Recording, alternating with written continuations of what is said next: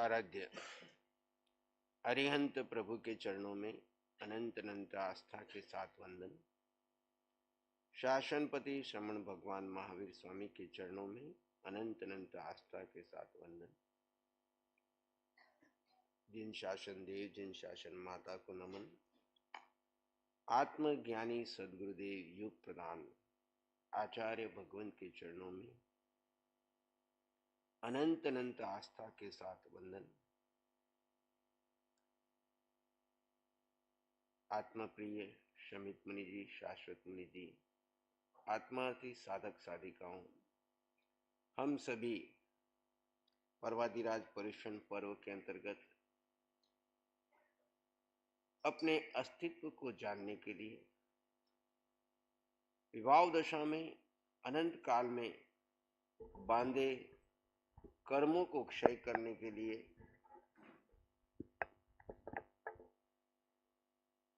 स्वभाव की साधना को जानते हुए समझते हुए भी हम क्यों नहीं स्थिर हो पा रहे, कहां क्या कमी है। जब हम शास्त्र में श्रवण कर रहे हैं, उसी विधि को एक बार श्रवण किया, संयम ग्रहण किया और एकांत मौन साधना में लग करके पूरा समय अपने जीव को दिया और वे उसी भाव में अपना कार्य सिद्ध कर गए। एक नहीं, दो नहीं, एकाध हो तो हम उसको अपवाद समझ सकते हैं। जैसे कि भरत महाराज ने आरिसा भवन में केवल ज्ञान पाया, ये अपवाद है। हर एक व्यक्ति आरिसा भवन में संसार में भोगते हुए नहीं कर पाता। जैसे कि रस्सी पर नाचते हुए इलायची कुमार ने ज्ञान प्राप्त कर लिया, ये हर एक नहीं कर पाता। आप उसकी कॉपी करोगे, मैं भी नाचते हुए जाऊं तो नहीं कर पाओगे। आप कॉपी करो कि मैं घर में रह के सब भोग भोगते हुए चक्रवर्ती की तरह आरिसा में भवन में केवल ज्ञान नहीं पा सकते। लेकिन ये जो शास्त्र में राजमार्ग वर्णित किया है, एक है मार्ग, एक है राजमार्ग। मार्ग भटक सकते हो, पर राजमार्ग सबके लिए एक जैसा है, जो अनंत काल से खुला है, अनंत काल तक खुला रहेगा। उस राजमार्ग के अगर आप नियमों का पालन करोगे तो मंजिल पे शीघ्र शीघ्र पहुंचोगे, और राजमार्ग पर नियमों का पालन न करके तुम वहां पर नियमों को तोड़ोगे तो वहां गिरोगे, एक्सीडेंट होगा। फिर भी कोई महापुरुष वहां आएगा, कोई आपको लिफ्ट देगा, उठा करके हॉस्पिटल तक पहुंचा देगा, फिर आप आगे बढ़ जाओगे। लेकिन एकांत कहीं एकांत मार्ग में पड़े रहे तो वहां न तो कोई उठाने वाला मिलेगा, न कोई रास्ता दिखाने वाला मिलेगा, और घूमते घूमते ये भव हाथ से निकल जाएगा। ये जिन शासन का मार्ग राजमार्ग है। इस राजमार्ग पर जो लोग आ गए और तीर्थंकरों की आज्ञा का पालन कर लिया, प्रत्येक तीर्थंकर अपने आप में तीर्थ का संस्थापक है, क्योंकि लुप्त तीर्थ को पुनः वो स्थापित करते हैं। काल के प्रभाव से समय समय पर मार्ग भ्रमित हो जाते हैं। जैसे वर्तमान में देख लीजिए, पंचमार्य के प्रभाव से मूल मार्ग तो गौण हो गया और क्रियाकांड मुख्य हो गए, और क्रिया करके हम तृप्त हो जाते हैं कि मैंने धर्म कर लिया। 1 घंटा 2 घंटा 4 घंटा पर्युषण में 8 दिन कर लिया, कुछ दिन कर लिया, शिविर में जाके पूरा ध्यान कर लिया, उसके बाद मैं खुला हूं। और ऐसा करके 24 घंटे जो कार्य करना था उसको तो हमने गौण कर दिया, और जिसको थोड़ी देर के लिए समय देना था उसको सारा समय दे दिया। ऐसा समय समय पर होता है, और समय समय पर तीर्थंकर भगवान पधारते हैं, पहले स्वयं शोध करते हैं, खुद उस मार्ग को खोजते हैं, और खोज करके वापस सबके लिए राजमार्ग खोलते हैं। तो राजमार्ग से जो 90 आत्माएं मोक्ष गई, चाहे वो सामान्य रूप में कोई राजा के रूप में आया, कोई राजकुमार के रूप में आया, कोई रानी के रूप में आया, कोई सेठ के रूप में आया, कोई एक बालक के रूप में आया, कोई वृद्ध के रूप में आया, सभी प्रकार का वर्णन दिया। ये नहीं कि किसी की मोनोपोली है कि राजा ही जा सकता है, कि रानी ही जा सकती है, कि गरीब नहीं जा सकता, कि सेठ ही जा सकता है, कि बूढ़ा ही जा सकता है, कि बच्चा ही जा सकता है, बच्चा नहीं जा सकता है, कि बूढ़ा नहीं जा सकता। सबके लिए मार्ग खोल दिया। 90 आत्माओं में हर प्रकार का वर्ग है, राजा भी है, रानियां भी हैं, सेठ श्रेष्ठी भी हैं, सामान्य वर्ग के व्यक्ति भी हैं, बालक भी हैं, तो वृद्ध भी हैं। तो सबके लिए मार्ग खोला है। और इस मार्ग पर जो भी पुरुषार्थ करेगा, अब हमें अवलोकन करना है। 7 दिन हमारे अवलोकन के हैं, स्वनिरीक्षण के हैं, भीतर के वैराग्य को पुष्ट करने हैं कि क्यों नहीं हमारे भीतर में तीव्रता आ रही है, क्यों हम मंद गति से चल रहे हैं, या हम विपरीत दिशा में क्यों चल रहे हैं, क्या मूल कारण है। इसके ऊपर हमने स्वयं ने शोध करनी है। स्वयं ने शोध करने का मतलब है कि आप स्वयं ही स्वयं के भीतर में चिंतन करो। मैंने सुन लिया, पढ़ लिया, उन्होंने मोक्ष पा लिया, धन धन मैंने कर लिया, लेकिन मैं कैसे अपने मोक्ष मार्ग में आगे बढ़ूं। मेरी एक कदम उस दिशा में यात्रा तो बढ़े। मैं 10 कदम बढ़ा करके 20 कदम दूसरी दिशा में जाता हूं। हरिहंत वाणी में एक बार आया था कि अगर आपको पूर्व दिशा में जाना है तो मुख आपको किधर करना पड़ेगा। आप पूर्व दिशा में 1 घंटा चलो और पश्चिम दिशा में 23 घंटे चलो, तो यात्रा में आगे बढ़ रहे कि पीछे जा रहे। हम क्या कर रहे हैं अपने 24 घंटे के जीवन में? 1 घंटा धर्म ध्यान कर लो और 23 घंटे क्या कर रहे हैं? संसार की चर्चा, संसार का चिंतन, संसार में डूब रहे हैं और संसार को ही भरे जा रहे हैं। और फिर 1 घंटा सामायिक करते तो और सारा दोष सामायिक को देते हैं कि ध्यान में तो मन लगता ही नहीं है, सामायिक में तो मन लगता ही नहीं है। फिर वो 1 घंटे भी संसार में चले जाते हैं। आज के लोग क्यों भटक रहे हैं? क्यों धर्म की क्रिया भी क्यों छूट रही है? अगर हमारा लक्ष्य पूर्व में जाने का है तो चाहे हम दिन में 24 घंटे, चाहे हम स्लो चले, धीमे चले, मध्यम चले, चलेंगे पूर्व में ही।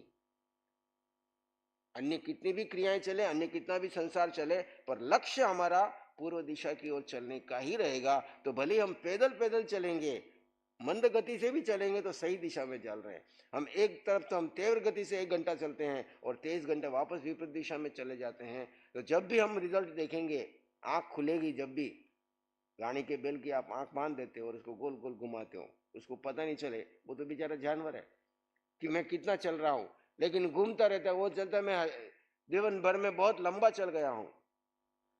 आंख खोलते हैं तो वापस वो वहीं का वहीं खड़ा रहता है। आप वो कहानी सुनते हैं ना कि 3 लोग रात्रि को शराब पी लिए और उनको मन में आया कि हमको नौका संचालन करना है। तो नौका संचालन करने के लिए तालाब के किनारे पहुंच गए, नौका में बैठ गए और खूब चक्कू चला रहे और रात भर चक्कू चलाते रहे। सूर्योदय का समय आया, प्रकाश हुआ, तब तक उनका नशा भी उतर गया था। और प्रकाश में देखा तो एक मित्र नीचे आकर के जोर जोर से हंसने लगा। क्या बात है, क्यों हंस रहा तू? भाई हंस क्या करे, तुम रात भर चक्कू चलाते रहे, सुबह हुई है, हम तो वहीं के वहीं, हमने वहां से जो नौका जहां बंदी थी उसको तो खोली ही नहीं। जिस दिन आंख खुलेगी, केवल विज्ञान केवली भगवान की वाणी में देखोगे तो आपको लगेगा मैंने जिंदगी भर धर्म के बहुत सारे अनुष्ठान भी किए, माला भी की, जप भी की, लेकिन मैंने नौका तो खोली नहीं, वहीं का वहीं बंधा पड़ा हूं।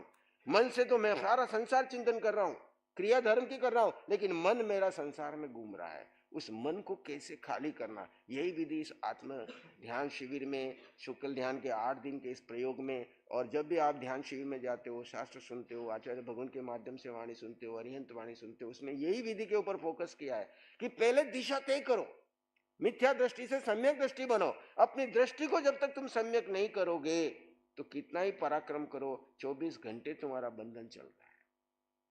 और अगर तुम्हारी दृष्टि सम्यक हो गई, दृष्टि सम्यक का मतलब हमको जिस दिशा में जाना है उसी तरफ पुरुषार्थ करेंगे, दूसरी दिशा में हम चिंतन भी नहीं करेंगे। आएगा तो उसी समय चिंतन को हटाएंगे कि ये भूतकाल का चिंतन मुझे नहीं करना, भविष्य काल का चिंता मुझे नहीं करनी। भूतकाल का चिंतन क्यों नहीं करना कि मैं भूतकाल में मेरी दृष्टि विभ्रम थी, मैं पश्चिम दिशा में जा रहा था, जाना तो मुझे पूर्व में था। अब पश्चिम का चिंतन करके क्या करूंगा, जाना तो मुझे पूर्व में है, और जैसे आए उसको हटाओ। और भविष्य का चिंतन नहीं करूंगा, क्यों नहीं करूंगा कि मैं अभी केवली तो हुआ नहीं, पर मैं कर्म सिद्धांत पे विश्वास रखता हूं। अगर आप जैनत्व को जीना चाहते हो तो आगे अभी वर्णन आएगा तिमुक्त कुमार का, उसमें वो बताएंगे कि किस प्रकार है। आप कर्म सिद्धांत के ऊपर विश्वास करोगे तो भविष्य की सारी चिंताएं आपकी मिट जाएगी कि मुझे भविष्य में को लेकर के चिंतित नहीं होना है। जो मेरे उदय कर्म में लिखा है, जो आवश्यक होगा शरीर को मिलेगा। मेरे खुद एक ही पुरुषार्थ करना है कि हर समय में स्वभाव में रहना है। परिस्थितियों को बदलने वाला साधक नहीं है, परिस्थितियों को बदलकर सुखी रहने वाले सारे संसारी हैं जो परिस्थितियों को बदलने में पुरुषार्थ कर रहे हैं। आत्मार्थी साधक कौन है? जो हर परिस्थिति में, हर अवस्था में, हर व्यवस्था में एडजस्ट एवरीवेयर, जो हुआ सो न्याय, जो हो रहा है मेरे कर्म सिद्धांत से मुझे स्वीकार है, हर अवस्था में एडजस्ट करता है और हर स्थिति में स्वभाव में रहता है, चाहे कुछ हो। मुझे पता चल गया कि वहां जाकर के मौत होने वाली है, तो होगी तो हो जाएगी, मैं वर्तमान में स्वभाव में रहूंगा। मौत भी होगी तो स्वभाव में शरीर को छोड़ूंगा। पंडित मरण क्या, ज्ञानी को पता चल जाता है कि समय आ गया है, निकट जाना है, तो वो अपने स्वभाव में रह करके शरीर को बोसिरामी कर देता है। तो जब भी ऐसा अवसर आएगा तो कर दूंगा, मैं अपने स्वभाव में रहूंगा। ऐसे स्वभाव की साधना करने वाले साधक निरंतर आगे बढ़ते चले जाते हैं। तो हम आज के वर्णन में आगे बढ़ते हैं। कल हमने किसका वर्णन सुना था?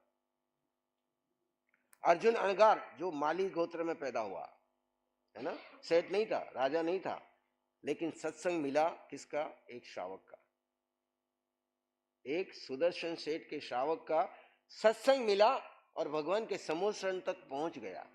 एक व्यक्ति को आप यहाँ समोशरण में लाते हो, आत्म ध्यान में जोड़ते हो और आप निमित्त बन जाते हो, तो कैसे आप उसके कल्याण के निमित्त बन सकते हो? आप सुदर्शन सेठ से सीखो। उन्होंने वहां पे कोई नहीं बोला तू कौन है क्या है, वो तो भगवान के दर्शन को निकले थे। संयोग से अर्जुन माली उनके सामने आ गया, वे अपने स्वभाव में स्थित हो गए, उन्होंने कोई मंत्रोच्चार नहीं किया, स्वभाव में रह करके काव्यसर्ग में खड़े हो गए। उपसर्ग टल गया तो भगवान के पास जाऊंगा, नहीं तो मेरा यहीं से वंदन स्वीकार करो। और स्वभाव में की ताकत इतनी थी कि यक्ष भी वहां पे टिक नहीं सका। यानी चेतना की शक्ति। हम मंत्रों की शक्ति पे विश्वास करते हैं, यंत्रों की शक्ति पे विश्वास करते हैं, तंत्रों की शक्ति पे विश्वास करते हैं, पर आत्मा की शक्ति पर विश्वास नहीं। आत्मा में कितनी शक्ति है, उस अनंत शक्ति का विश्वास करोगे तो वो प्रकट होगी। और आप इधर उधर विश्वास करते रहोगे और उधर ध्यान नहीं दोगे तो कैसे? वो सुदर्शन सेठ के सत्संग से अर्जुन माली भगवान के समोषण में गया और उसकी कितनी शक्ति थी, इतनी भेद ज्ञान से उसकी सहिष्णुता बढ़ गई कि इतना बड़ा अपमान हो रहा है, इतना कुछ हो रहा है, फिर वो स्वभाव में रह करके कर्म काटता गया और 6 महीने में अपना कार्य सिद्ध कर लिया। अंतिम श्वासोश्वास में सिद्ध बुद्ध मुक्त हो गए।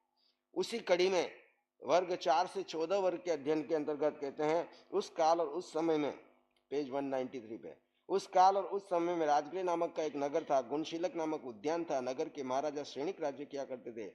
काश्यप नामक एक धनिक सेठ रहता था। सेठ मंकाती की तरह उन्होंने भी भगवान महावीर के चरणों में दीक्षा अंगीकार की। 16 वर्षों तक संयम का पालन करते हुए अंत में विपुल गिरी पर कर्म निजरा करके सिद्ध पद प्राप्त किया। यहाँ पे ये सेठ मंकाती हैं। सेठ काश्यप की तरह क्षेमक ने भी भगवान महावीर के चरणों में दीक्षा अंगीकार की। 16 वर्ष तक संयम साधना का पालन करके अंत में विपुल गिरी पर सिद्ध पद प्राप्त हुए और अनंतर केवल ज्ञान इतना इनकी नगरी काकंदी थी। उस समय सारे भगवान हरिष्णेमी के समय सब शत्रुंजय पर्वत पे जाकर के साधना कर रहे थे और यहाँ भगवान महावीर के समय सभी विपुल गिरी पे जाकर के अपने कार्य को सिद्धि कर रहे हैं।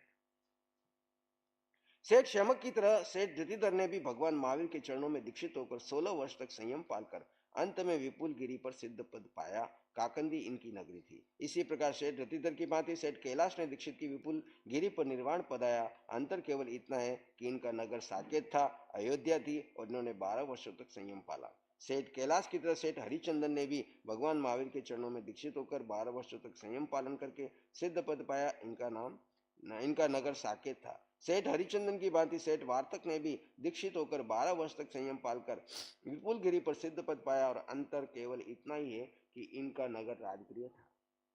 सेठ वार्तक की तरह सेठ सुदर्शन ने भी दीक्षित होकर विपुल पर्वत पर निर्वाण पद पाया। अंतर केवल इतना ही है कि वाणिज्य नामक ग्राम के निवासी थे। वहां द्वितीय पलाश नामक उद्यान था। दीक्षा पर्याय 5 वर्ष तक पाली। सेठ सुदर्शन की तरह, अब यहाँ पे ये सेठ सुदर्शन का वर्णन आता है। अब ये सेठ सुदर्शन वही थे या दूसरे थे, इसका कोई यहाँ पे स्पष्टीकरण नहीं है, क्योंकि वो सेठ राजगृही नगरी के थे और ये सेठ जो है वाणिज्य ग्राम के थे। सेठ सुदर्शन की तरह पूर्णपद की वाणिज्य नामक ग्राम के निवासी थे। 5 वर्षों की दीक्षा पर्याय पालकर विपुल गिरी पर पर्वत सिद्ध हुए। सेठ पूर्णपद की तरह सेठ सुमन पद ने भी श्रावस्ती नगरी में दीक्षित होकर अनेक वर्षों तक दीक्षा का पालन करके विपुल गिरी पर्वत पर सिद्ध अवस्था को प्राप्त किया।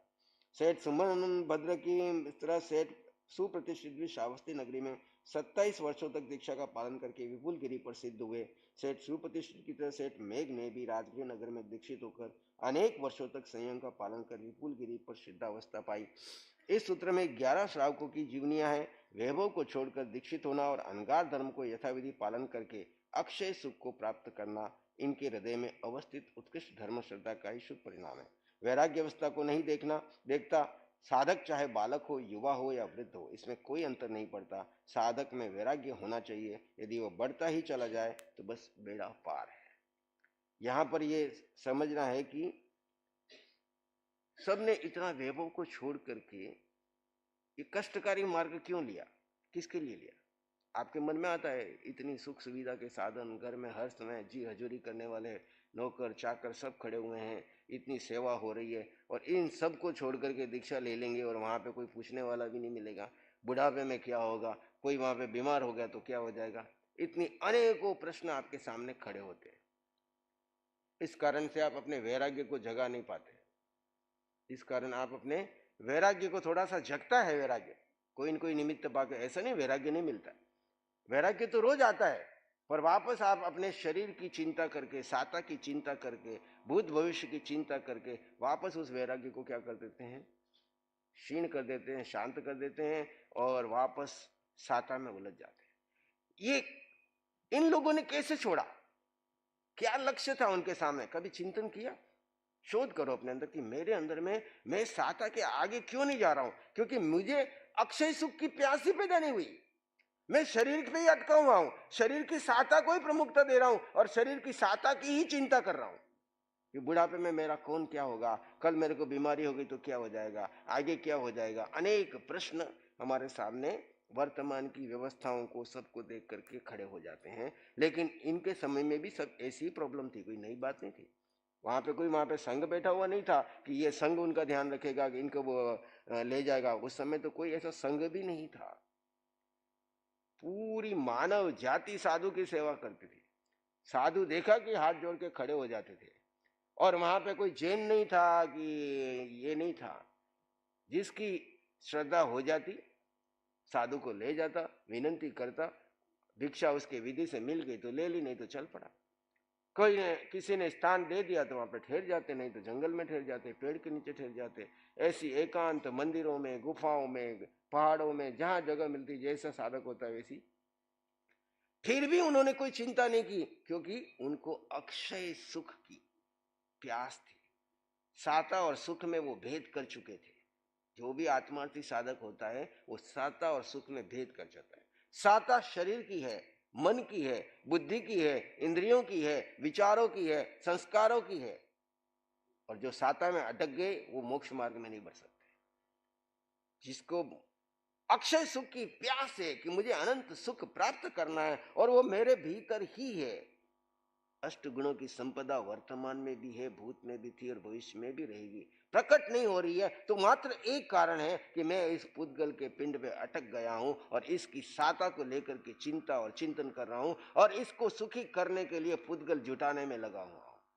और जिस दिन ये सोच बदल जाएगी, जिस दिन ये चिंतन बदल जाएगा, जिस दिन ये दृष्टि बदल जाएगी, उस दिन वो अपने आप उस सुख के मार्ग पर आगे बढ़ेगा। फिर वो सोचता नहीं।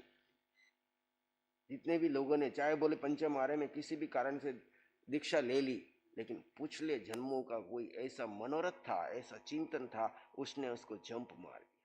ये बात अलग है कि बाद में उसको ऐसा माहौल नहीं मिला, ऐसा वातावरण नहीं मिला, ऐसा सत्संग नहीं मिला, तो फिर वो चिंता में पड़ गया। लेकिन अगर इस प्रकार का आध्यात्मिक सत्संग और आध्यात्मिक चिंतन मिलता रहे तो निश्चित रूप से साधक वैराग्य की लहरों में आगे बढ़ता है और वैराग्य ही उसको मोक्ष मार्ग में आगे बढ़ता है। त्याग, वैराग्य और वितरागता, ये तीन सूत्र अरिहंत परमात्मा ने फरमाए। त्याग करो अपनी मिथ्या दृष्टि का, त्याग करो अपने मोह का। जिसने त्याग, दृष्टि, मिथ्या दृष्टि का और मोह का त्याग कर दिया, उसके भीतर में वैराग्य आएगा ही आएगा। और वैराग्य ये आएगा कि मेरा कुछ नहीं है, मेरा कोई नहीं है, किसको मैं टाइम दे रहा हूं, किसके लिए समय बर्बाद कर रहा हूं, किसको मैं अपना मान रहा हूं, किससे मैं अपेक्षा रख रहा हूं, क्यों मैं दुखी हो रहा हूं, अशांत हो रहा हूं, क्या पड़ा है इन सब चीजों में। मैं अब इतना तो समर्थ हूं कि अपने आप में स्वावलंबी बन जाऊं। अपने स्वभाव में स्थित रहने के लिए आप स्वावलंबी हो। परावलंबी कौन है? जो इस पुद्गल का दास बना हुआ है, जो इन पुद्गलों में सुख ढूंढ रहा है, वो परावलंबी है। और स्वावलंबी कौन है? जो स्व में स्थित है, स्व में सुख ढूंढ रहा है, स्व में स्थित रहने का पराक्रम कर रहा है, वो स्वावलंबी। अतिमुक्त कुमार का वर्णन चलता है। देखिए, छोटा सा बालक कैसे आगे बढ़ता है। उस काल और उस समय में पोलासपुर नामक एक नगर था। श्रीवन नामक उद्यान था। नगर में महाराजा विजय राज्य किया करते थे। रानी का नाम श्रीदेवी। औपातिक सूत्र में वर्णित नारी गुण संपदा के समान उसकी गुण संपदा थी। महाराज विजय का पुत्र श्रीदेवी का आत्मज अतिमुक्त कुमार नाम का एक कोमलांग पुत्र था। बच्चा कैसा था, माता पिता का वर्णन नहीं आया है। उस काल और उस समय में श्रमण भगवान महावीर स्वामी जहां पधारे वहां पधारे नगर में बाहर श्रीवन उद्यान में विराजमान हो गए। उस समय सारे संत कहाँ विराजमान होते थे, अभी कहाँ विराजमान होते हैं? कारण क्या है? कारण क्या है? भगवान राजा की सभा के पास में भी बड़े बड़े महल खाली होंगे, बड़ी बड़ी कोठियां खाली होगी, कोई कमी होगी, लेकिन भगवान के समय में भी नगर में आकर के नगर के बीच में महलों के बीच में भगवान नहीं ठहरे। क्यों नहीं ठहरे? कभी चिंतन किया? अब साधना कर दो, साधना की दृष्टि से सोचो। अभी तक तो सोचते हैं कि गोचरी नहीं मिलती इसलिए गांव के बीच में जाते हैं। जहां गोचरी नहीं है वहां से महाराज विहार कर जाते हैं। वहां उनके सामने गोचरी मुख्य नहीं थी, उनके सामने एकांत और एकत्व की साधना मुख्य थी। और उपवन में, उन बगीचों में आम संसारी नहीं जाता था। जब भगवान पधारते थे तो खाली प्रवचन सुनने जाते थे, बाकी समय में कोई व्यवधान नहीं करता। 24 घंटे जितने सैकड़ों की संख्या में, हजारों की संख्या में वहां पे साधु साध्वी विचरते थे और भगवान के साथ इतना बड़ा समोषण लगता था। सब उद्यान में आके भगवान ठहरते। राजा को पता चलता, राजा अपनी पूरी परिषदा को लेकर के जाता और वहां भगवान खाली संदेश देते, बाकी कोई साधु उपदेश नहीं देते थे। और बाकी साधु संत जिनको भी जरूरत लगते थे वो एक के संगाड़े में, दो के संगाड़े में जाते थे, अपनी भिक्षा गांव में से लाते थे। और कितनी बार भिक्षा के लिए जाना पड़ता था?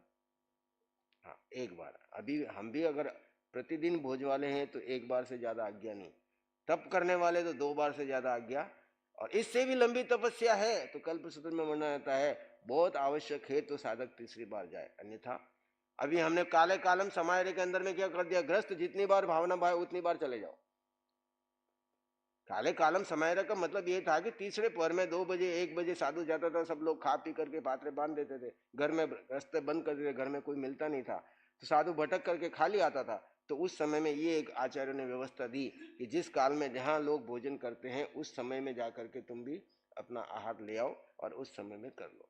तो अब सुबह नाश्ते के टाइम में भी जा रहे, दोपहर भी जा रहे, शाम को भी जा रहे, तीनों टाइम खा रहे हैं और रोगी होते जा रहे हैं। आज की तारीख के 18,000 साधुओं में सर्वे करते हैं तो छोटी उम्र को छोड़ करके बड़ी उम्र वाले बहुत कम स्वस्थ नजर आते हैं। कारण क्या? कि आहार का अविवेक हो गया। पहले तो श्रावक भी विवेक रखते थे, साधु भी विवेक रखते थे, अब वो भावना से गरिष्ठ आहार बैराते हैं, गरिष्ठ खाते हैं और धीरे धीरे लंबे समय तक गरिष्ठ आहार करने का परिणाम क्या होता है? अपनी आहार की शुद्धि, विचार की शुद्धि, मन की शुद्धि, ये सब एकांत में मिलेगी। जब दूर होगा तो बार बार जाओगे नहीं, एक ही डे। थोड़ा दूर हो तो पानी लेने भी बार बार नहीं जाते, भोजन के लिए भी हमारे निशा जी ने उसमें भोजनशाला थोड़ी दूर रखो। क्यों रखो? तो बार बार चिंता, उधर भोजन की तरफ कोई जाएगा ही नहीं। जिसको वास्तव में भोजन करना है वहां जाओ। तो हमने लास्ट कॉर्नर रखा भोजनशाला हमारे यहाँ से दूर, ताकि यहाँ से गया तो वापस यहाँ आए नहीं, आया तो वो वहीं अपने करे। हाँ हाँ, नासिक सरस्वती विद्या केंद्र भी जब बना था उस समय भोजन संतों को ठहरना एक कोना और भोजनशाला दूसरे कोना, एक बार जाएगा और आए 2 किलोमीटर का उसको चक्कर लग जाए। उतनी पहाड़ी चढ़ के जाए, पहाड़ की चढ़ के आए। दूरी रहेगी तो थोड़ा सा क्या होगा, शरीर चलेगा फिरेगा, मेहनत करेगा और उतनी देर एकांत में स्वस्थिति में भेद ज्ञान के साथ चिंतन करेगा। हमारे घर में ही सारी व्यवस्था है तो तुम अभी तो क्या हो गया, सब अटैच बाथरूम, अटैच लेटरिन, सब कुछ अटैच चाहिए। क्यों? सब रोगी हो गए। और अटैच नहीं होता।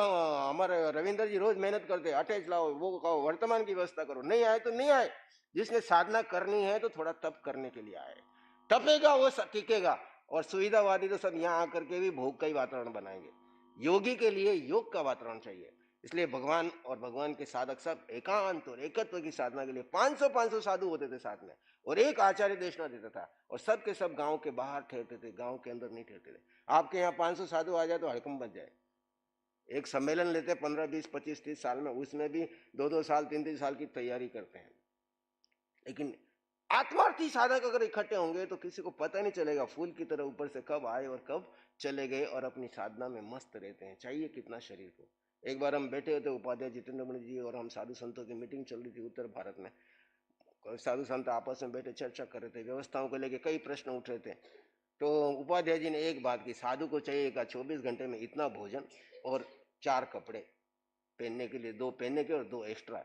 इतना जैन समाज में कहीं कमी नहीं है। हाँ, तुमको संस्थाओं के लिए आगे पीछे के लिए इकट्ठा करना है तो फिर तुम्हारी कोई न मान होगा, न सम्मान होगा, न चातुर्मास होंगे, न व्यवस्थाएं होंगे। जितना तुम त्याग करोगे लोग तुमको पूजेंगे, और जितना तुम इस परिग्रह के पीछे बढ़ोगे, पुद्गलों में सुख ढूंढोगे, उतने ही तुम्हारी पूजा भी खत्म हो जाएगी और तुम्हारा लक्ष्य से भी भटक जाओगे और सारा का सारा कार्य बदल जाएगा। आज पूरे देश भर में जहां जहां पर भी साधु संतों की जो मान बढ़ रहा है तो उसका कारण क्या है? 2 चीजों से जो दूर है, परिग्रह से दूर है, इकट्ठा करने के चक्कर में नहीं है, पुद्गल का झंझट नहीं है, अपनी आप में रहते हैं, उनको कहीं पे भी स्थान मिल जाता है, चातुर्मास की कमी नहीं पड़ती, व्यवस्थाओं की कमी। जितना हम बाहर का झमेला बढ़ाते हैं और लोगों के बीच में आसक्त हो जाते हैं, उतने ही हम दुखी होते हैं। ये शास्त्र पढ़ने का मतलब है कि हम इस समय में वैराग्य लेकर के आए कि हम निकले किसके लिए, कर क्या रहे हैं और क्यों नहीं हम इस झमेले से बाहर निकल सक रहे हैं। 50 साल के बाद अपने आप को रिटायर्ड कर लो, सेल्फ रिटायरमेंट ले लो। बहुत कमा लिया, बहुत कर लिया, उम्र आपकी 70-75 की रहने वाली नहीं है। अब धीरे धीरे उम्र घट रही है। 50 साल के बाद सेल्फ रिटायरमेंट शुरू कर दो। नियमित 24 घंटे में से 8 घंटे का एक काम करो, 8 घंटे आत्मा को दो, 16 घंटे, और 8 घंटे शरीर और परिवार की व्यवस्थाओं के लिए दो। अभी से करोगे तो जब सेल्फ रिटायरमेंट करोगे 8 के 16 कर देना। काम है नहीं तो 8 घंटे की बजाय 16 घंटा किसको दूं? जीव को दूं। ये सब श्रावक थे जिन्होंने दीक्षा ली और कैसे संयम के आरण है। वो कौन श्रावक थे? जिन्होंने पहले से ही घर में निर्लेप रहे, घर में रहे उदय कर्म के अधीन, पर ऐसे रहे जैसे निर्लेप वैराग्य की तरह, और समय आते ही उन्होंने क्या कर लिया। अब आप अगर मक्खी की तरह वहां पे चिपके रहोगे तो आपको कोई धक्का मारेगा तब भी आप वहां से नहीं निकलोगे। कितनी विपरीत परिस्थितियां आ जाएगी, वृद्ध आश्रम में चले जाओगे लेकिन साधना करने के लिए नहीं आओगे, क्योंकि रुचि नहीं। रुचि सारी शरीर की रहेगी, साता की रहेगी। जिसकी साता की रुचि है, जिसकी भविष्य की चिंता है, वो संयम के मार्ग में नहीं आ सकता है। जो भविष्य की चिंताओं को छोड़ करके केवल वैराग्य में आकर के आत्मा के लिए आगे बढ़ता है, वो चाहे बच्चा हो, चाहे जवान हो, चाहे बूढ़ा हो, वो मार्ग में आगे बढ़ जाता है। अतिमुक्त कुमार का वर्णन चल रहा है। प्रधान शिष्य इंद्रभूति जी महाराज, देखो भगवान आते हैं तो कैसा माहौल बनता है और क्या घटनाएं घटती है। इंद्रभूति जी महाराज जिस प्रकार भगवत में वर्णित उसी प्रकार बेले के पारण निमित्त पुलासपुर नगर में गए। उच्च, निम्न और मध्यम कुलों में भिक्षात भ्रमण करने लगे। जिस समय भगवान गौतम भिक्षात नगर में भ्रमण कर रहे थे, उसी समय स्नान आदि से निवृत्त होकर सर्वविध आभूषणों से अलंकृत होकर अतिमुक्त कुमार अनेक लड़के लड़कियों, बालक बालिकाओं, कुमार कुमारियों के साथ एकत्रित होकर अपने घर से निकले। इंद्र स्थान, यह बच्चों को खेलने का स्थान में पहुंचे। वहां अपने सभी साथी लड़के लड़कियों, बालक बालिकाओं, कुमार कुमारियों के साथ क्रीड़ा में व्यस्त हो गए। गौतम बिलासपुर नगर से उच्च, निम्न, मध्यम परिवार से भ्रमण करते हुए इंद्र स्तर के पास से निकले। तब उन्हें अतिमुक्त ने देख लिया। देखते ही वह भगवान गौतम के पास आया और भगवान गौतम ने से निवेदन करने लगा।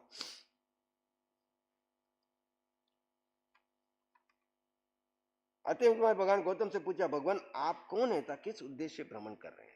बच्चे के अंदर कैसे संस्कार कार्य करते हैं और कैसे निमित्त कार्य करता है। निमित्त यहाँ पे गौतम स्वामी है। उपादान किसका तैयार है? उपादान अतिमुक्त कुमार का तैयार है। निमित्त आया भिक्षा लेने के लिए। निमित्त तो अपने काम से कर रहा है, निमित्त आया भिक्षा लेने के लिए, और बच्चे वहां पे और भी 50 खेल रहे होंगे। अतिमुक्त कुमार ही खींच के क्यों आया? क्योंकि उसका उपादान तैयार था। उपादान तैयार हो तो निमित्त कोई न कोई मिल ही जाता है, और उपादान तैयार नहीं है, 50 निमित्त मिलेंगे तब भी आप हर निमित्त को ठुकरा के निकल जाएंगे। निमित्त में दोष निकालेंगे, अपनी नहीं निकालेंगे। अगर आपका उपादान तैयार है, अतिमुक्त कुमार का उपादान तैयार था। राजकुमार कुमार ने प्रश्न पूछकर गौतम स्वामी से अतिमुक्त से पूछा, भद्र आप कौन है, किस प्रकार भ्रमण कर रहे हैं? तो उत्तर देते हैं राजकुमार। अतिमुक्त कुमार का प्रश्न कर भगवान गौतम अतिमुक्त कुमार से कहते हैं, देखिए कोई आपको प्रश्न पूछे तो कैसे उत्तर देना है। घर में बच्चे आपसे पूछते हैं, साधु संतों के पास आके बच्चे पूछे, उसको बच्चा समझ के उसको टालो मत। उसको किस तरह से उत्तर देना है जिससे उसकी हाथ का दिया हुआ समाधान उसको कैसे मोक्ष मार्ग में आगे बढ़ा सकता है, और कैसे समाधान देना, यहाँ गौतम स्वामी से सीखो। हम श्रमण हैं। क्या परिचय दिया? हम श्रमण हैं, साधु हैं। श्रमण कौन? जो आत्मा के लिए श्रम करता है, जिसका सारा श्रम जीव को केंद्रीभूत है, वो श्रमण। साधु कौन? जिसका सारा ध्यान अपनी साधना पे है, अन्य किसी और नहीं है, वो साधु। निग्रंथ कौन? ग्रंथ यानी परिग्रह, ग्रंथ यानी परिग्रह। सूत्रकृतांत सूत्र में ग्रंथ का अर्थ परिग्रह किया। निग्रंथ यानी जो परिग्रह से रहित है, जिनके पास भूत भविष्य, खाने पीने रहने से लेने कोई लेना देना नहीं, ऐसे निग्रंथ मुनिराज। एक शब्द से समझ में आ जाए, जहां निग्रंथ आया तो समझ लेते हैं कि ये अपरिग्रही साधु है, इनके पास कुछ अपने भूत भविष्य की चिंता को लेकर इकट्ठा किया हुआ नहीं, स्थान नहीं, व्यक्ति वस्तु स्थान सबसे निवृत्त होकर के अकेले अपनी साधना में लीन है। जैन संत हैं और इरिया समिति आदि पंचविध समितियों को पालन करना हमारा धर्म है। हमारा धर्म क्या है? यहाँ पे देखो धर्म क्या बताया भगवान ने। 5 समिति यानी जितनी भी प्रवृत्ति है वो सब हम भेद विज्ञान के साथ जड़ और जीव का भेद करते हुए स्वभाव में रह करके करते हैं। 5 समिति की साधना करते हैं। हम इंद्रियों का दमन और ब्रह्मचर्य के साधक हैं। हम साधना क्या करते हैं कि 5 इंद्रियों को हम अपने वश में रखते हैं। इंद्रियों का दमन यानी इंद्रियों में सुख नहीं ढूंढ रहे, इंद्रियों का उपयोग कर रहे हैं शब्द वर्ण गंध रस स्पर्श के लिए, लेकिन इसमें सुख नहीं मानते। सुख मानने वाला दमन नहीं करता, सुख मानने वाला तो इनको खुला छोड़ देता है, इसके सुख के लिए आतुर रहता है। इन्होंने क्या किया? उन इंद्रियों को दमन कर लिया। हम साधक हैं, हम इंद्रियों को अपने वश में रखते हैं, दमन करते हैं। दमन बनने का मतलब जबरदस्ती नहीं है, अंदर से सुख में इतने हैं कि इस सुख की तरफ ध्यान ही नहीं जाता। और ब्रह्मचर्य के साधक है। ब्रह्मचर्य का मतलब यहाँ शील का पालन नहीं है, ब्रह्मचर्य का मतलब यहाँ हम आत्मा में रमण करने वाले साधक हैं, हम आत्मा में लीन रहते हैं 24 घंटे। सामान्य असामान्यता मध्यम परिवारों में हम भिक्षा के लिए निकलते हैं, और उस परिभ्रमण के लिए हम निकले, भिक्षा के लिए निकले। अपने का समाधान प्राप्त करके राजकुमार की मत भगवान गौतम से निवेदन करने, भगवान आप इधर आइए। देखिए बच्चे में संस्कार थे, अपने घर में साधु संत आते होंगे। जैसे आपका बच्चा बाहर घूम रहा और साधु संत को देखते तो जोर से आपको चिल्ला के बोलता है कि महाराज जी आए, महाराज जी आए। और जिनके घर में ये संस्कार ही नहीं है वो कुछ बोलते नहीं, आते होंगे जाते होंगे, है ना। तो बच्चे ने जैसे ही देखा तो उसने कहा कि भगवान अगर आप भिक्षा के लिए चल रहे तो आइए, मैं आपको भिक्षा दिलाता हूँ। क्योंकि घर में भिक्षा देने की परंपरा थी। जो उच्च खानदान होते हैं वो सुपात्र दान देने के लिए हमेशा आतुर रहते, कब मौका मिले और मेरे हाथ से कुछ दान निकल जाए, सुपात्र दान हो जाए, ऐसी भावना रखते हैं।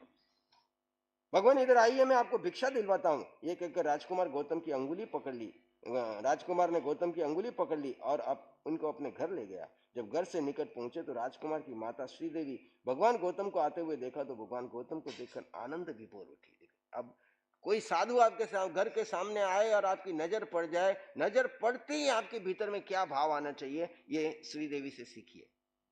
अतिमुक्त कुमार की माता ने जैसे ही देखा तो आनंद विभोर हो गई। अपने भीतर में एक आनंद का अवसर आया कि आज मुझे संतों के दर्शन हो गए, और आसन से उठी। तत्काल वो रानी थी, तत्काल आसन से उठी और भगवान गौतम के पास आई। दक्षिण की ओर से आरंभ करके 3 बार प्रदक्षिणा दी। हमारे यहाँ जो तिखुतों की शुरुआत के 3 जो है वो प्रदक्षिणा का प्रतीक है। आज भी मंदिरों में 3 बार प्रदक्षिणा दी जाती है। दिगंबर संतों के चारों तरफ घूम करके प्रदक्षिणा दी जाती है। कारण क्या है? 3 बार प्रदक्षिणा की विधि यही थी कि भाई ये ऐसी त्रिकालज्ञ साधना के लिए लगे हैं, 3 लोक के साधना के बनने वाले हैं, ये महापुरुष है, मैं जिस मार्ग पे आगे नहीं बढ़ पाया, मैं इनकी प्रदक्षिणा करती हूँ। प्रदक्षिणा की, वंदन नमस्कार किया, तदनंतर उत्तम अन्न पानी खादिम स्वादिम उनको बहराया और सम्मान पूर्वक विदा किया। जो कुछ उनके घर में उपस्थित था उन्होंने उनको बहराया और बहरा करके उनको विदा किया।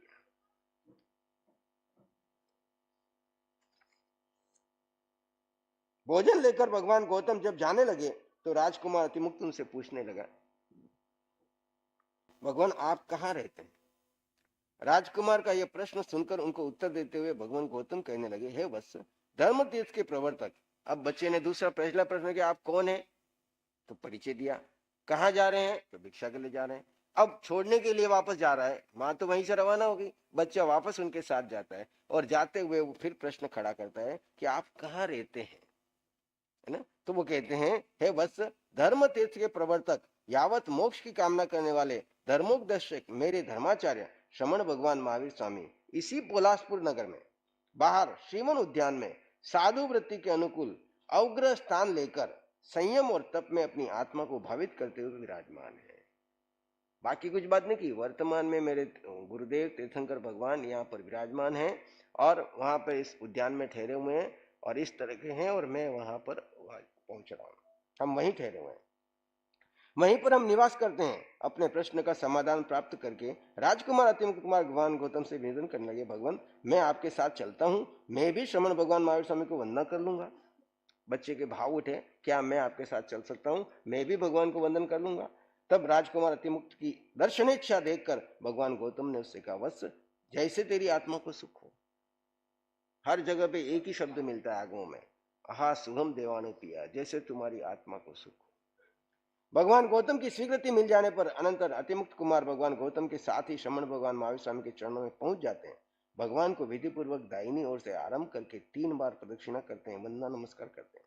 भगवान गौतम श्रमण भगवान महावीर स्वामी के चरणों में उपस्थित होकर भगवान के पास बैठकर गमनागमन समझ दोषों का प्रतिक्रमण करके सदोष तथा निर्दोष आहार का विचार करते हैं। देखिए ये जो साधुओं की जो भिक्षा है, क्यों नहीं महाराज अपने घर पे टिफिन मंगा के सब खा लेते हैं। एक भगत ही उनको सारी जिंदगी खिला सकता है, इतने बड़े बड़े भगत हैं, क्यों महाराज भिक्षा के लिए जाते हैं? आप समझ रहे हैं? एक तो साधु स्वावलंबी रहेगा, दूसरा देखिए गौतम स्वामी जैसे कितने हजारों साधु विचरण करते हुए जाते हैं, तो कैसे जिनका उपादान तैयार है उनके लिए निमित्त बने। अतिमुक्त कुमार के लिए निमित्त भिक्षा बने, अतिमुक्त कुमार के लिए जाती है, देने वाला दे के चला गया और वे सहयोग करके अपने व्यक्ति से नाम से कोई लेना देना नहीं, संस्थाएं चुपचाप काम करती रहती है। और आज 18,000 साधु साधियों की सेवा हो रही है, किसके माध्यम से? जीतों के आरोग्यम के माध्यम से।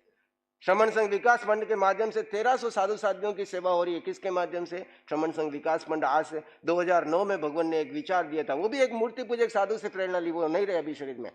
उन्होंने प्रेरणा दिया, मैं छोटा सा साधु में इतना कर देता हूँ खाली एक एक रुपए के सहयोग से, तो आपका इतना बड़ा संघ कैसे चलता है? उनसे उन्हें एक विचार दिया, हमने तो कभी सोचा भी नहीं था कि इस दिशा में हमें काम करना है। उन्होंने एक विचार दिया, हमने आपस में विचार लिया, और उस समय अशोक विहार में शिविर चलते थे, और 1 जनवरी जब शिविर का समापन हुआ, इस विषय को डिक्लेयर किया, तब से नींव पड़ी और आज तक वो अपने आप चल रही है। आगे पता नहीं कितने सालों तक ये चलती रहेगी। हमारा एक ही संकल्प था कि श्रमण संघ को बने इतने वर्ष हो गए हैं, श्रमण संघ का अमृत काल आने वाला है, आने वाले समय में तो श्रमण संघ आत्मनिर्भर हो। हमारे किसी साधु साधियों को बुढ़ा के बारे में, बीमारी के बारे में चेला नहीं बना तो कहाँ जाऊंगा, क्या करूंगा, कुछ सोचना ना पड़े, केवल साधना की तरफ उसका ध्यान जाए और अपनी साधना के लिए आगे बढ़े और साधना के क्षेत्र में आगे। इसीलिए भगवान ने आत्म ध्यान केंद्रों की स्थापना कराई, साधु साधियों को स्वाध्याय के लिए आगमों की व्यवस्था कराई, ताकि हर जगह पे, हर व्यवस्था में जो डिमांड करे उसके पास पहुंचे,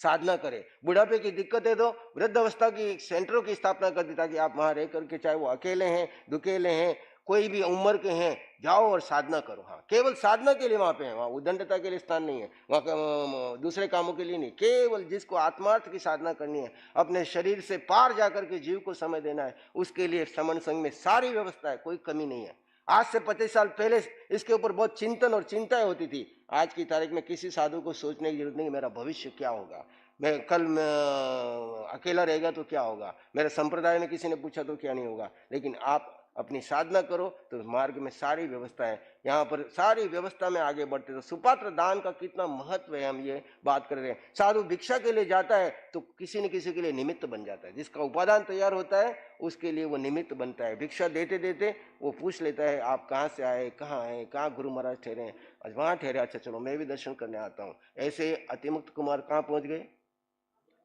अब देखो कैसे कल्याण होता है। 8 साल का बच्चा क्या समझता है और कैसे भगवान की वाणी सुन के वैराग्य पैदा हो जाता है। भगवान गौतम श्रमण भगवान महावीर स्वामी के चरणों में, वो तो अब गौतम स्वामी तो वहां पहुंच गए, अपनी भिक्षा विधि से जैसे उनको विधि करनी थी वो करने के लिए चले गए। इधर अतिमुक्त कुमार के साथ क्या घटना घटती है। भगवान श्रमण भगवान महावीर ने धर्म कथा, श्रमण भगवान महावीर ने अतिमुक्त कुमार के पास और पास बैठे जन समूह को धर्म कथा सुनाई। श्रमण भगवान महावीर की स्वामी की धर्म कथा सुनकर अतिमुक्त कुमार को बड़ा हर्ष एवं संतोष प्राप्त हुआ। कथा सुन के क्या होना चाहिए, आप अतिमुक्त कुमार के बच्चे से इसको बड़ा हर्ष है। कथा सुनने के बाद आनंद विभोर हो जाना, ये नहीं कहाँ आके बैठ गए, कहाँ आके फंस गए, कब कथा पूरी और कब यहाँ से निकले, ये नहीं भाव आना चाहिए। मुझे अवसर मिला है कुछ देर के लिए जिनवाणी सुनने का, चाहे मुझे कुछ समझ में आ रहा कि नहीं आ रहा, मैं इस आभा मंडल में बैठ करके अपनी आत्मा की ओर अभिमुख हो जाऊं। शब्द मुख्य नहीं है, इस वातावरण में आ गया, यही बड़ी बात है। आदि व्याधि उपाधि से भरे संसार से निकलकर मैं कुछ देर के लिए भगवान की वाणी सुनने के लिए इस वातावरण में आके बैठ गया हूं, ये मेरे लिए बहुत बड़ी बात है। भगवान से निवेदन किया, मैं अपने माता पिता से पूछकर आपके चरणों में दीक्षा अंगीकार करूंगा। संतोष प्राप्त किया, हर्षित हुआ और भगवान से मैं भी आपके पास दीक्षा लेना चाहता हूं। और भगवान बोले, भद्र तुम्हारी आत्मा को सुख हो। इस पर भगवान ने ये नहीं कहा तू छोटा बच्चा है, तू क्या दीक्षा लेगा, बाद में आना, अभी थोड़ा साल माँ बाप के पास रह जाए। तुरंत उनको कह दिया भगवान, जैसे तेरी आत्मा को सुख हो। धर्म में दीक्षित होने के लिए किसी अवस्था विशेष का कोई महत्व प्राप्त नहीं है। प्रत्युत जिस वाणी में कंचन कामिनी से जब भी वैराग्य उत्पन्न हो जाए, वही समय उसको धर्म से उपयुक्त करने को माना गया है। वास्तव में देखा जाए तो संसार का मोह ममता में त्याग के मुख्य स्थान वैराग्य है। संसार के मोह ममता के त्याग में मुख्य स्थान वैराग्य है, किसी अवस्था विशेष का नहीं। अवस्था तो बालक, युवा, वृद्ध, इनमें कोई भी हो सकती है, इनमें कोई अंतर नहीं पड़ता, पर वैराग्य का होना आवश्यक है। सब में मूल धागा क्या है? वैराग्य। चेक किया जाता है, वैराग्य दिखे। हमने जब युवाचार्य पद की बात चली थी तो चर्चा चली थी किसको युवाचार्य बनना चाहिए, तो कसौटी रखी थी हमने दो चीजें की। वो शास्त्र में कितना पढ़ा लिखा वो महत्व नहीं है, वो विनीत होना चाहिए और वैराग्यवान होना चाहिए, चारित्रवान होना चाहिए, उसकी चारित्र के ऊपर कोई अंगुली नहीं उठनी चाहिए, और विनीत होना चाहिए कम से कम आचार्य के प्रति, संघ के प्रति, समर्पण के प्रति। जिसमें विनय नहीं है वो आगे नहीं बढ़ सकता है। और इसी कसौटी में भगवान के सामने इतने सब कुछ आए, और जब कसौटी कसी गई तो जितने थे उसमें तुलनात्मक नंबर 1 किनको मिला, और चयन करने वाले अकेले आचार्य श्री थे, बाकी सब खिसक गए। लेकिन आचार्य श्री ने अपनी प्रज्ञा से, अपने विवेक से, अपने संकल्प से निर्णय लिया, और उस संकल्प का आज पूरा देश स्वागत कर रहा है। क्यों स्वागत कर रहा है? क्योंकि उन्होंने उनकी विनय और उनके चारित्र को देखा कि इतने वर्षों के संयम में कोई परिग्रह नहीं, कोई झंझट नहीं, कोई संस्था नहीं, कोई लेन देन नहीं, और चरित्र पे कोई प्रश्न नहीं, और विनीत है। पहले से ही साथ में रख करके देखा क्या क्या कमी तो नहीं है। कहां से ठेठ भीलवाड़ा से लेकर के साथ रख के देखा, ब्यावर से लेकर के साथ में रख के देखा, और परीक्षण किया। ऐसा नहीं खाली ऐसी एक ही दिन में वहां पे मीटिंग में इकट्ठे और कर लिया। वो अपनी प्रज्ञा से देखते हैं। एक शिष्य को गुरु तैयार करता है तो उसमें क्या पात्रता देखता है? उसकी पढ़ाई लिखाई नहीं देखता है, वो विनयवान है, आज्ञावान है या नहीं है। विनयवान और आज्ञावान है तो सारा ज्ञान उसमें ट्रांसफर हो जाता है, और विनयवान और आज्ञावान नहीं, अकड़ है, नाम है, पद है, प्रतिष्ठा है, अपना कुछ व्यक्तित्व बनाना चाहता है, तो वो आते हैं पत्थर की तरह, बहुत सारे ठोकरे खा के निकल जाते हैं। गुरु देखता है, गुरु देना भी चाहता है, लेकिन पात्रता नहीं होने से क्या हो जाता है? ऊपर से बह के निकल जाते हैं। पात्र होना बहुत बड़ी चीज है। सुपात्र दान की बात ऐसी है, ऐसे ही ज्ञान के लिए भी पात्र चाहिए। इसलिए आचार्यों ने कहा अगर पात्र न मिले तो ज्ञान को लुप्त कर दो, अपात्र को ज्ञान मत दो। ज्ञानवान होना जरूरी है। प्रस्तुत सूत्र में वर्णित राजकुमार अतिकुमार अवस्था की दृष्टि से बहुत छोटे दिखाई देते हैं, पर वैराग्य को जब देखते हैं तो वृद्ध पुरुष भी इसकी समानता नहीं कर सकते। इसका वैराग्य इतना बड़ा था, छोटा बालक है, लेकिन बड़े बड़े उसके सामने क्या हो गए? छोटे बन गए। दीक्षा में जैसे कठोर विष्णु व्रत को पालन करने की क्षमता बालक में है या नहीं, यह माता पिता की अच्छी तरह समझ पाते हैं। इसलिए दीक्षार्थी को दीक्षित होने से पहले माता पिता से दीक्षा के संबंध में आज्ञा प्राप्त कर लेनी चाहिए, ऐसा विधान निश्चित किया है। क्यों निश्चित किया है? कि माता पिता बच्चे की हर प्रकार की वृत्ति, दूध पिलाने से लेकर जितने दिन बड़ा किया है तो उसकी हर वृत्ति को जानते हैं, तो वो देखते हैं, उसकी क्षमता को चेक करते हैं कि ये इसका सही में वैराग्य है या वास्तव में है या नहीं है, ये पाल पाएगा कि नहीं पाल पाएगा। सब प्रकार से चेक करके फिर माता पिता आज्ञा देते हैं, और माता पिता की आज्ञा प्राप्त होने के बाद फिर आगे गुरु अपना कार्य करते हैं। उसके अंदर अतिमुक्त कुमार अपने माता पिता के पास आ गए। उन्होंने भगवान महावीर के पास दीक्षित होने के विचार व्यक्त किए, दीक्षा लेने की आज्ञा लेने के अनुरोध किया। पुत्र दीक्षित होना चाहता है जानकर माता पिता अपने पुत्र अतिकुमार कुमार से इस प्रकार कहने लगे, पुत्र अभी तुम बालक हो, अभी धर्म के तत्व को बोध नहीं करते, तुम धर्म को क्या समझ सकते हो? अगर दीक्षित होने का संकल्प हृदय से निकाल दो। माता पिता की बात सुनकर अतिमुक्त अपने माता पिता से पुनः निवेदन, माता पिताजी जिसे मैं जानता हूं उसे मैं नहीं जानता हूं, जिसे मैं नहीं जानता हूं उसे मैं जानता हूं। अपने पुत्र की बात सुनकर माता पिता उससे फिर कहने लगे, पुत्र यह तुम क्या कह रहे हो? जिसको तुम जानते हो उसे नहीं जानते हो, जिसे तुम नहीं जानते हो उसे जानते हो, जरा स्पष्ट करो, इसका क्या अभिप्राय है? इसने एक पहेली छोड़ दी, एक सूत्र दे दिया माता पिता को। माता पिता जिस बात को बारे में सोचे ये बच्चा क्या जानता है, तो उसने अपने ज्ञान में से, अनंत ज्ञान में से एक सूत्र माता पिता के सामने डाल दिया, इसके ऊपर चिंतन करो। वो खुद ही अचंभित हो गए, ये क्या कह रहा है, कुछ समझ में नहीं आ रहा है। तब वहां क्या कहते हैं, अपने माता पिता के प्रश्नों का अतिमित क्रम से निवेदन करने लगे, माता पिताजी मैं जानता हूं कि जो पैदा हुआ है, कौन पैदा हुआ है? यहाँ भेद ज्ञान करो, कौन पैदा हुआ है? ये जो शरीर जन्म लिया हुआ है इसका मरण निश्चित है। जो मैं पैदा हुआ ये अवश्य मरेगा, वो अवश्य मरेगा, परंतु ये नहीं जानता हूं कब मरेगा। यानी इसका जन्म हुआ है, इस देह का जन्म हुआ है, यह देह एक दिन जाएगी, लेकिन कब जाएगी ये मैं नहीं जानता। तो मैं जानता हूं कि ये शरीर का जन्म हुआ है, लेकिन ये शरीर वापस कब मरेगा ये मुझे मालूम नहीं। तो आपको चिंता किसकी? शरीर की है ना, पर ये सब जो मैं जानता हूं वो मैं नहीं जानता हूं। फिर आगे कहते हैं कब, किस समय, कहां, किस स्थान पर, कैसे, किस प्रकार, कितने समय के अंदर प्राणांत होगा। माता पिता जी मैं ये नहीं जानता कि कर्म बंधन के किन कारणों से जीव नारकी, पशु, मनुष्य और देव योनि में उत्पन्न होते हैं, परंतु मैं यह जानता हूं कि जीव अपने ही कर्मों के कारण नरक आदि गतियों में पैदा होते हैं। अब देखो ये बचपन में ही पिछले जन्मों की साधना थी, तो भेद ज्ञान के साथ बात कर रहा है कि ये शरीर का जन्म हुआ है ये जानता हूं, लेकिन शरीर कब मरेगा मैं नहीं जानता हूं। ये चार गति में जीव घूम रहा है, ये किस कर्म से यहाँ आया ये नहीं जानता हूं, लेकिन ये जानता हूं कि कर्म सिद्धांत के अनुसार जो कुछ हो रहा है कर्म सिद्धांत को मैं जानता हूं। दो बातें भगवान कहते हैं, अगर तुम जान लो तो तुम्हारा मोक्ष हो सकता है। जो ये छोटा बालक बोल रहा है, दो बातें कौन? भेद ज्ञान और कर्म सिद्धांत। दो को अगर तुम आत्मसात कर लो तो तुम्हारा मोक्ष होने में देर नहीं लगती है। वर्तमान में मोक्ष का सुख अनुभव करोगे और सारे कर्म काट के मोक्ष जा सकते हो। ज्यादा कुछ भी ज्ञान नहीं है। भेद ज्ञान, जड़ और जीव का भेद करो। और ये जड़ जन्मा है, जड़ मरेगा, मैं नहीं जानता कब मरेगा, इसलिए एक एक समय मेरा लास्ट है। एक एक समय का मैं उपयोग करूंगा, एक समय भी मैं पर को चिंतन में नहीं दूंगा, और भविष्य की भूत की कोई चिंता नहीं। कर्म सिद्धांत को मानता हूं, जो होगा कर्मों के अनुसार मुझे स्वीकार है, और नया कर्म बांधूंगा नहीं, पुराने कर्मों को क्षय करने के लिए सारा जीवन लगा दूंगा। और यही कार्य अतिमुक्त कुमार ने किया और माता पिता को कन्वे कर लिया। आप कर पाते हो अपनी पत्नी को, अपने माता को, पिता को, परिवार को? क्योंकि दम ही नहीं है। बात में दम कब आता है? जब आपके भीतर में वैराग्य हो। आप राग में डूबे हुए, शरीर में डूबे हो, तो आपको वैराग्य कहां से आएगा? जब खुद वैराग्य में जीते हो तो सामने वाले को बिना बोले ही उसके अंदर वैराग्य आ जाता है, और वो कहता है हम क्यों अंतराय दें, इसकी इतनी उत्कृष्ट भावना हो रही है तो हम क्यों ना इसको आगे बढ़ने को दें।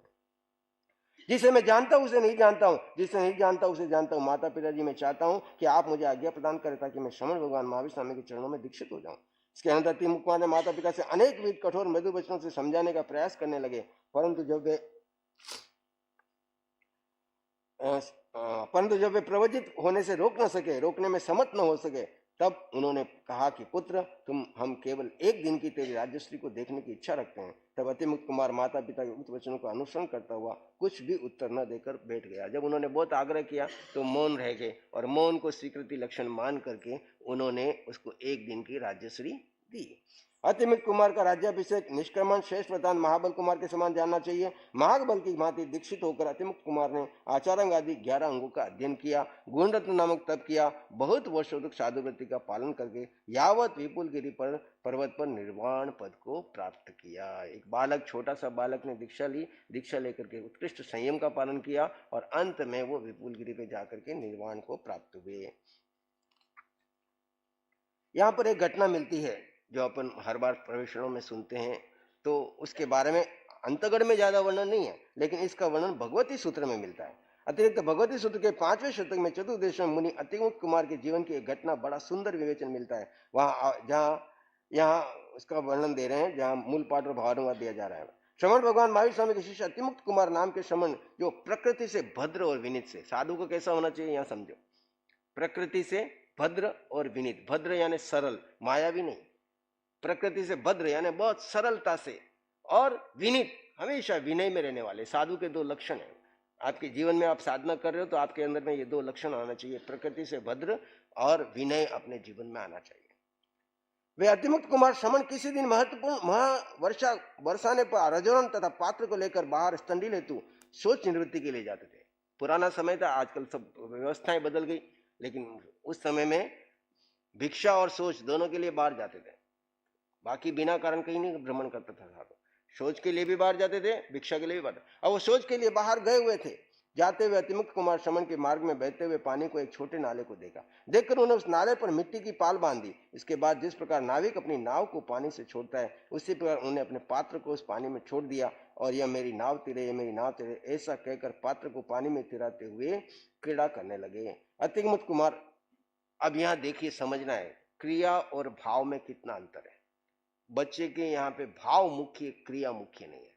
अब वो सोच से आते समय उन्होंने एक पाल बांध ली और नाव के रूप में तिरा रहे हैं, और भाव क्या कर रहे हैं, मेरी नाव तिर रही है, यानी मैं मोक्ष मार्ग में आगे बढ़ रहा हूं, मैं 4 गति 84 लाख जीवन में संसार की इस नैया में भटक रहा हूं, और ये नाव मुझे संयम की नाव जो है मुझे तिरा करके मोक्ष मार्ग में आगे बढ़ा रही है। वो ऐसे भावों से अपने वहां पे खेल खेल में भी उत्कृष्टता की ओर आगे बढ़ रहा है। और बाहर से देखने वाले क्या देख रहे हैं, ये अपने को कलपता है क्या, कच्चे पानी के अंदर ये बच्चा खेल रहा है। महाराज को, आचार्य भगवान को भी क्या हो गया, छोटे छोटे बच्चे को दीक्षा दे देते हैं और जाकर के भगवान से प्रश्न पूछते हैं, भगवान आपका ये नन्हा शिष्य कब मुक्त होगा। ऐसे तो बोल नहीं सकते ऐसा कर रहा था, हिम्मत नहीं होती। पहले घुमा फिरा के पूछते हैं, तो उन्होंने घुमा फिरा के प्रश्न पूछा कि भगवान ये आपका जो नन्हा शिष्य है कब मुक्त होने वाला है। तो भगवान तो त्रिकाल के थे, सब जानते हैं इनके मन में क्या भाव चल रहे हैं।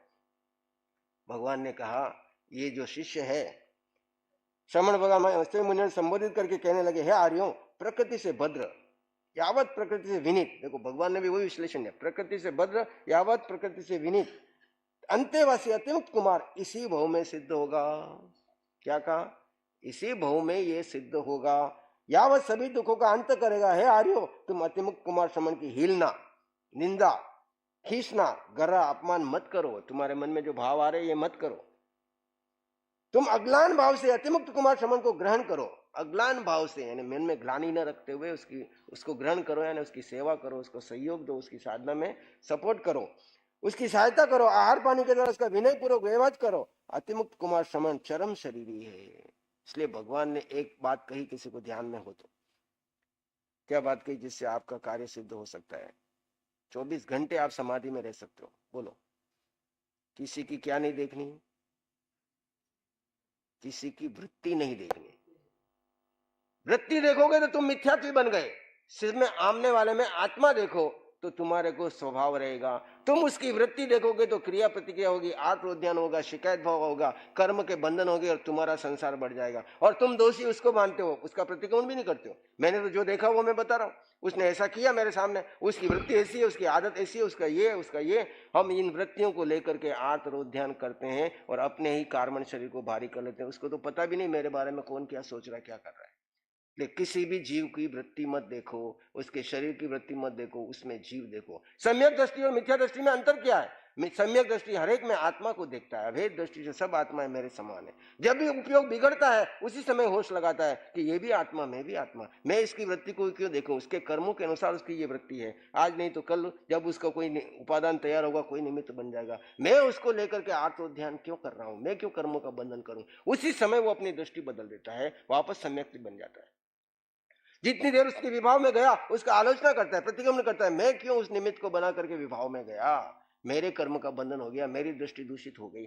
आप उसके अंदर आत्मा को देखोगे तो यहाँ पे भी क्या हुआ, भगवान ने उनको समझाया कि तुम उसकी क्रिया को देख करके अपने आप को दृष्टि को खराब मत करो, तुम उसकी सेवा करो, साधना करो। वो चरम शरीर इसी भाव में मोक्ष जाने वाला।